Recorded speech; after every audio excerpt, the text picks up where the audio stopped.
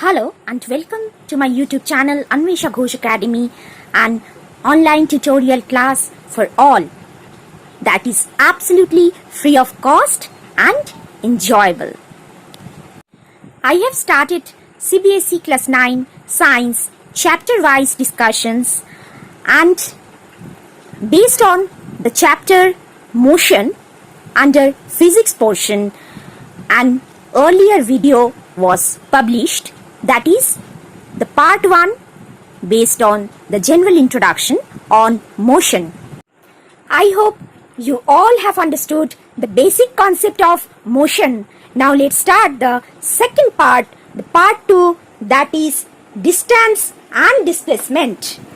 So let's talk about this part. At first, look at this picture.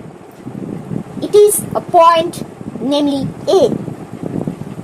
A man started his journey from point A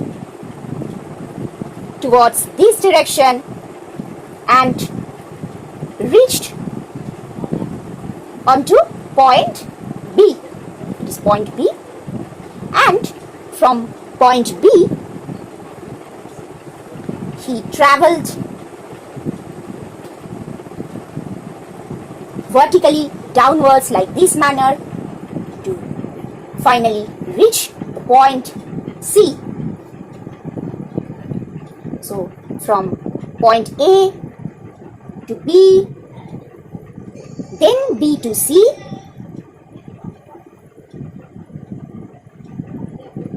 the man travelled like this manner. Suppose the distance between A and B is 5 kilometer and the distance between B and C is 3 kilometer. So we can easily see that the total distance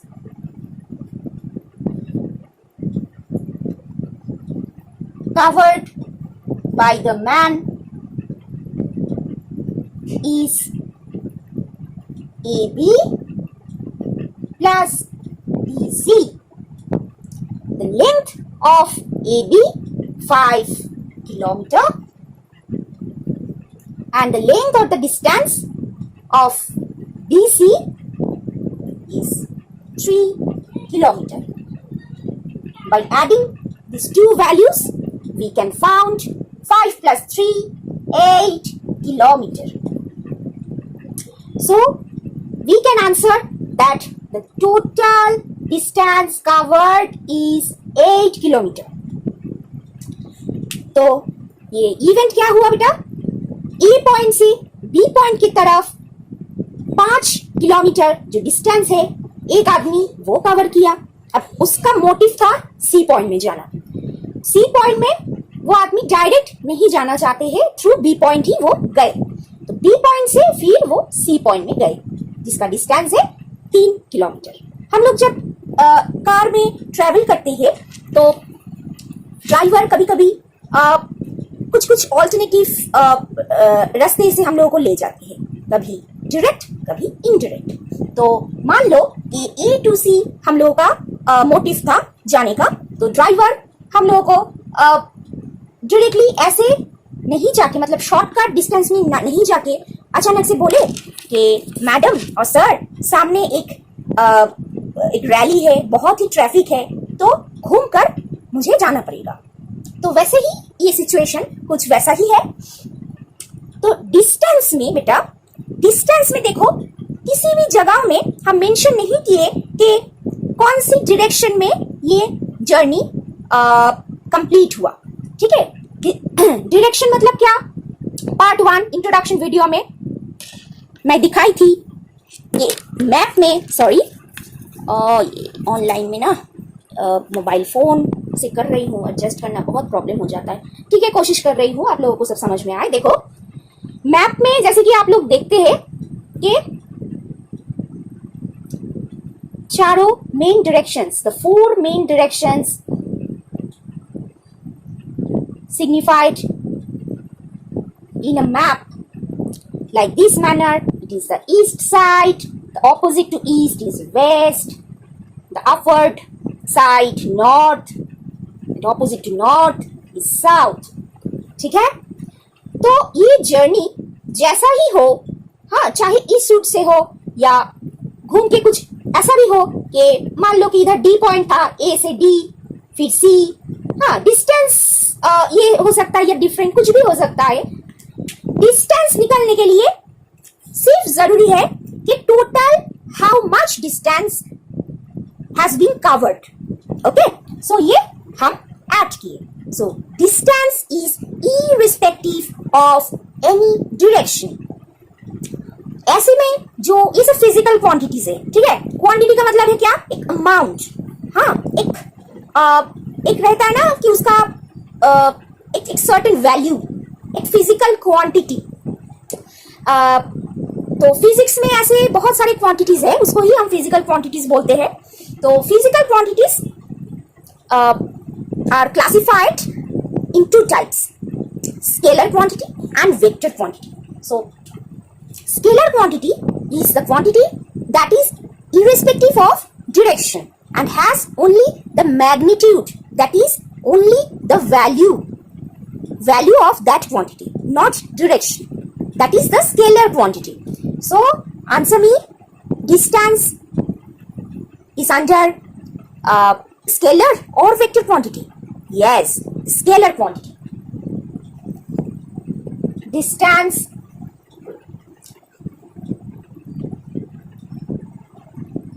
this physical quantities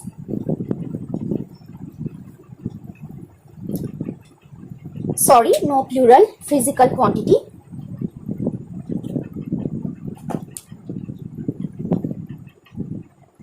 has only magnitude or value but irrespective of direction. So distance is a scalar, देख नहीं पा रहे हो ना, छोड़ो। Distance is a scalar quantity.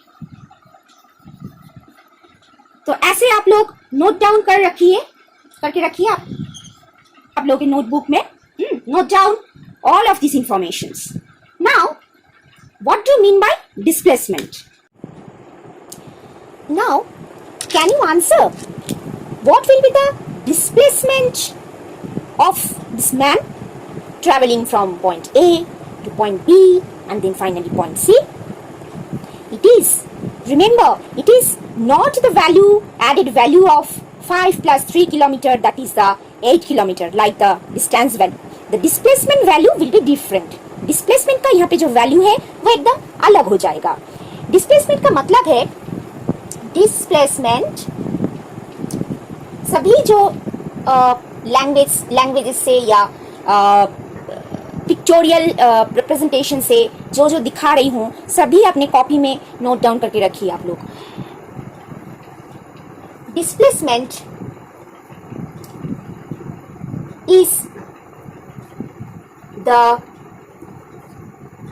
direction based, mind it, the very important term, direction based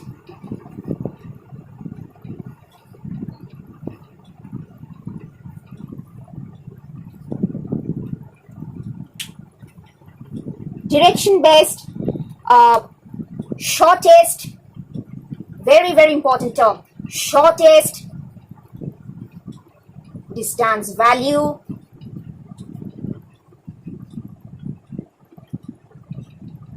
in between the, देख पा रहे हो तो हाँ, the starting point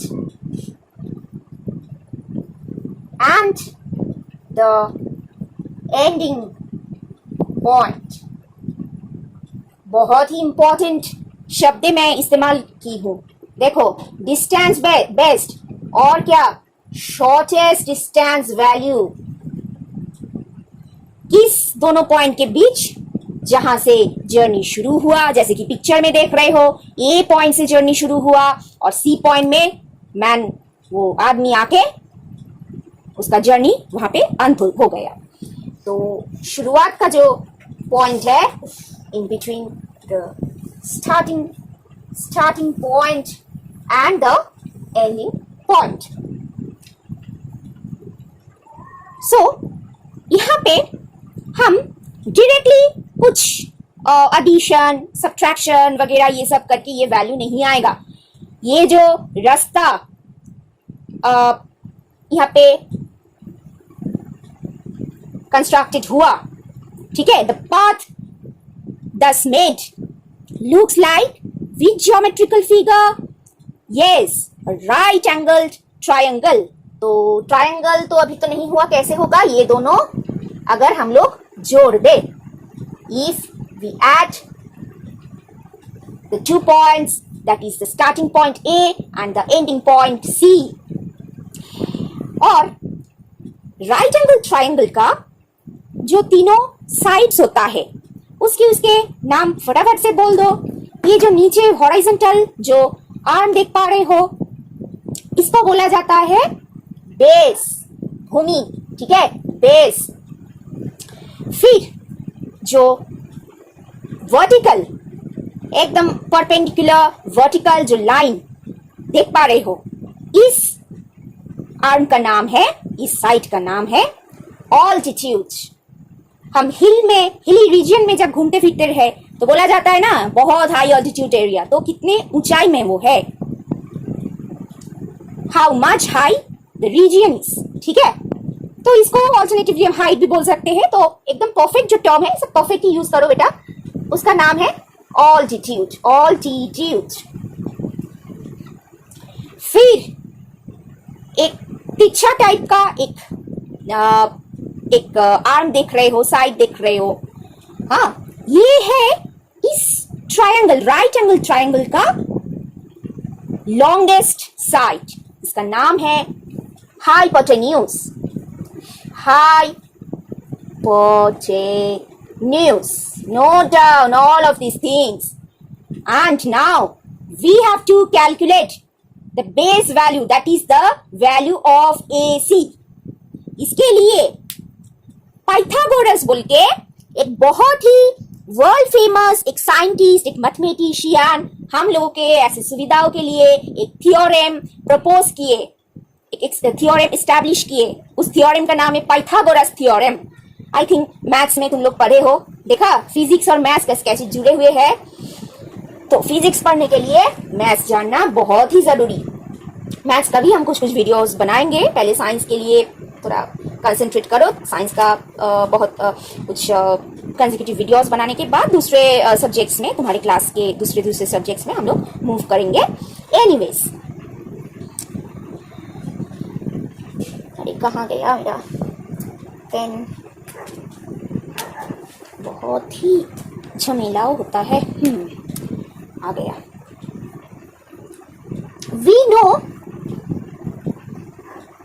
we know as per, note down all of these things, Pythagoras theorem. क्या जानते हैं? Hypotenuse value, सिर्फ इसका वैल्यू ही नहीं, सिंगल वैल्यू ही नहीं, इसका square value, the square of hypotenuse, the square of hypotenuse is equal to the different square values of the two different shorter sides, that is square value of base plus addition value, that means the square value of altitude or height, vertical height.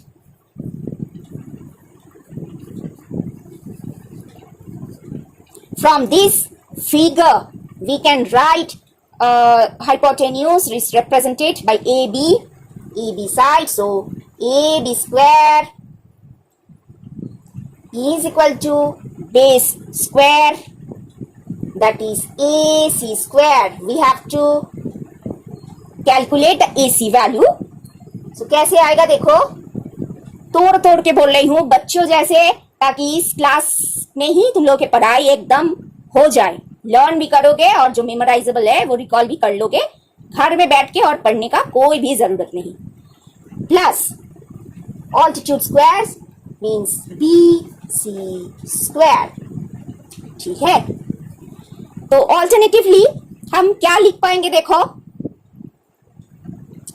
AC square तो निकलना पड़ेगा, AC square यहां से देख नहीं पा रहे हो, इधर में मैं लिख रही हूं.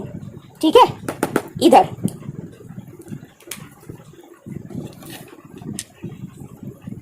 देखो AC स्क्वायर बहुत ही फेंट है, तो हाँ, AC square is equal to AB square लिखो, तो ऑपोजिट साइड से इस जो पोर्शन है वो आने वाला है, तो उसका साइन पॉजिटिव अगर हो तो वो नेगेटिव हो जाता है. ये तो जानते ही हो, छोटी उम्र से ही ये सब कर रहे हो. AB square minus BC square. अब फटाफट से इसका वैल्यूज लिख दो. स्लोली तोड़ तोड़ के बोल रही हूँ, क्योंकि सब लोगों का learning, the rate of learning तो सेम नहीं होता है ना बेटा. कोई थोड़ी देर में समझते हैं, हाँ, बहुत कम ही बच्चे होते हैं जल्दी जल्दी कैच कर लेते हैं. आप लोग तो इंटेलिजेंट ही हो, मैं उम्मीद करूंगी कि आप लोग जल्दी जल्दी कैच कर रहे हो. लेकिन कोई कोई ऐसे होते हैं, they can learn by taking large time, okay, couple of extra time. इसीलिए सबके लिए ही, सबकी सुविधा होने के लिए ही मैं ऐसे तोड़ तोड़ के बोल रही हूँ. अब AB स्क्वायर का वैल्यू लिखो, 5 स्क्वायर माइनस 3 स्क्वायर, है ना.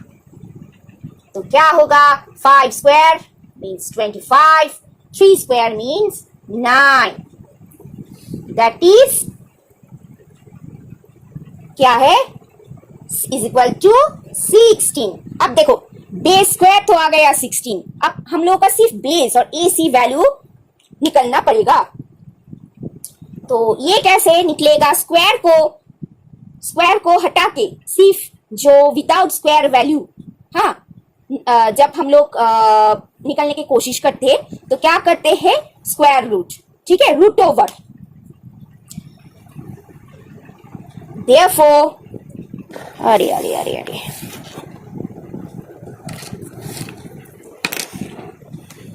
देखो,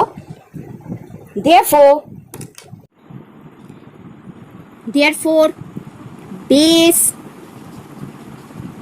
और AC is equal to root over of 16, that is 4, and unit is must. Without unit, हाँ, कुछ मतलब नहीं होता है. 4 मतलब क्या, 4 सेंटीमीटर भी हो सकता है, मीटर हो सकता है, किलोमीटर, कुछ भी. तो यहाँ पे किलोमीटर है तो हम लोग को किलोमीटर ही लिखना पड़ेगा, किलोमीटर.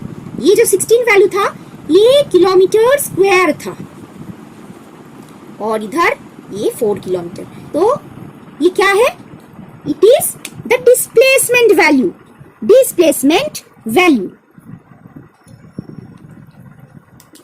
तो यही है displacement.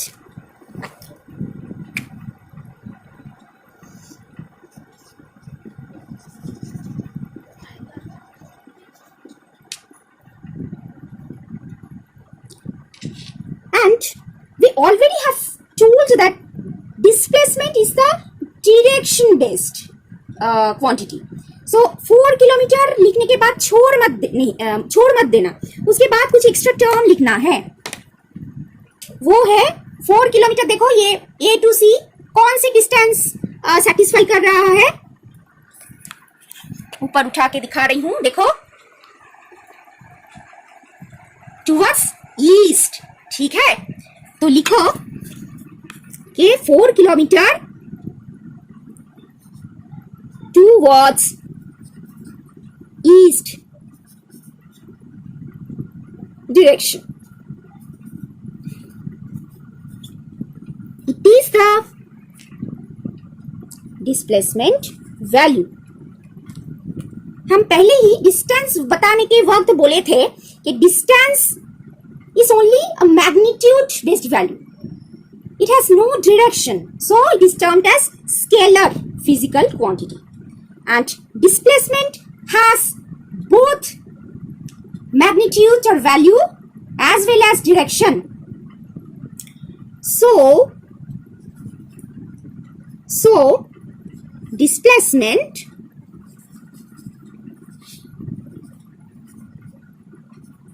is a vector quantity.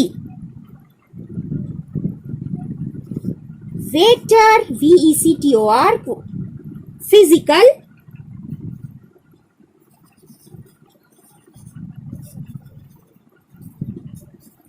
quantity, because it has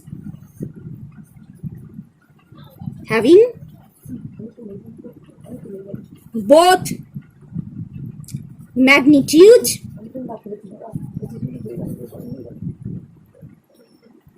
and direction. ठीक है। और डिस्प्लेसमेंट के लिए कौन सी पाथ फॉलो करना है? That is the shortest path, joining the starting point, that is A here, with the ending point, that is the C point. Shortest path along a particular direction is termed as displacement. तो देखो रे, इस figure से distance value निकला 8 kilometre, 5 + 3, और displacement जैसे कि Pythagoras theorem apply करके दिखाई हूं 4 किलोमीटर टुवर्ड्स ईस्ट।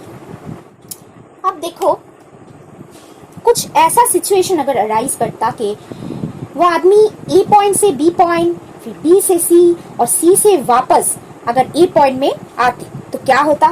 एक बार फिर से ड्रॉ कर रहे हैं फटाफट। सॉरी,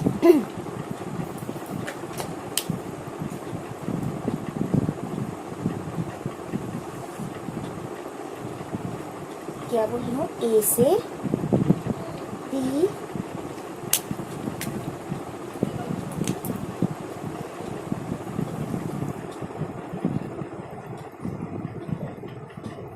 फिर बी से सी, जैसे कि पहले ही हुआ था। आप वापस वो अगर उनके घर मतलब स्टार्टिंग पॉइंट में ही चले आए तो फिर डिस्टेंस और डिस्प्लेसमेंट क्या होगा? गड़बड़ कर रहा है ये मेरे मार्कर्स, लेकिन हाल बिल्कुल छोड़ूंगी नहीं, आप लोगों को ये समझा के ही मैं छोड़ूंगी। ठीक है भैया, तो देखो ये हाइपोटेन्यूज जो 5 किलोमीटर था, तो वैसा ही A B, distance of A B 5 kilometre, B C 3 kilometre, and the CA distance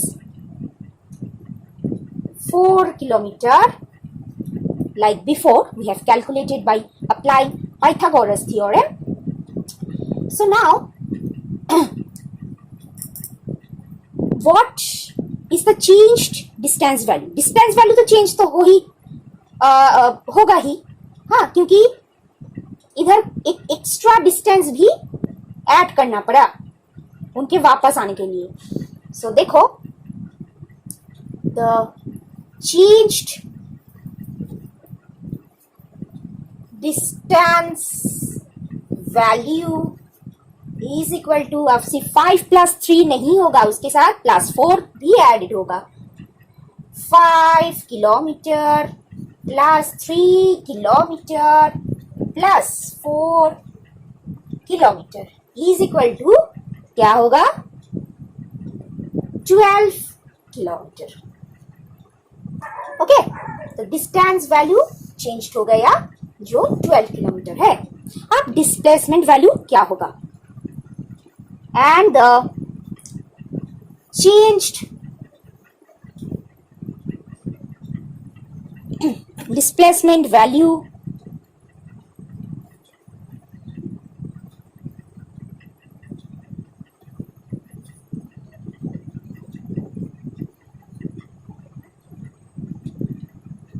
will it be 4 kilometer towards east like that of before? No, not at all. अब घूम के देखो, कुछ यहाँ पे shortest distance between starting point और ending point, shortest distance तो कुछ यहाँ पे है ही नहीं, क्योंकि वापस तो स्टार्टिंग पॉइंट में ही वो चले आए। ठीक है, तो ऐसे में डिस्टेंस वैल्यू होता है 0। So, objective questions or very short answer type questions come very frequently in your examination by asking that if a man starts his journey from one point and returning back onto that point, so what will be the distance value? So, ऐसे में distance value एकदम मन में strike करके रखना कि ये 0 होगा। स्टार्टिंग और एंडिंग वैल्यू जब सेम होता है, स्टार्टिंग और एंडिंग वैल्यू जब सेम होता है। तो इधर में हम लोग देख रहे हैं कि इस जर्नी में क्या, द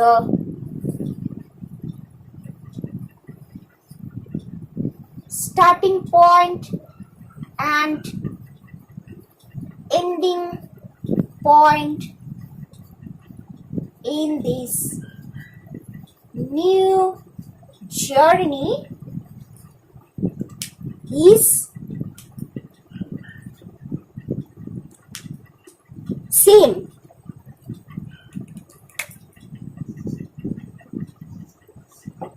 ठीक है, इसीलिए डिस्प्लेसमेंट हो गया 0। लेकिन डिस्टेंस कभी भी 0 नहीं होगा, कुछ ना कुछ डिस्टेंस तो वो कवर करेगा ही करेगा। डिस्टेंस अगर नहीं होता तो वो स्टेशनरी रहता, वो तो मोशन में जब रहेगा ही तब तो कुछ ना कुछ तो डिस्टेंस तो होगा ही ना।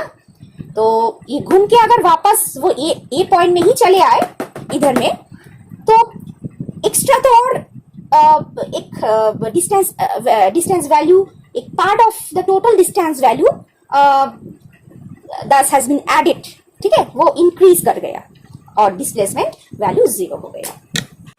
अब मैं आशा करती हूँ कि आप लोग डिस्टेंस और डिस्प्लेसमेंट के डिफरेंसेस एकदम फटाफट लिख पाएंगे।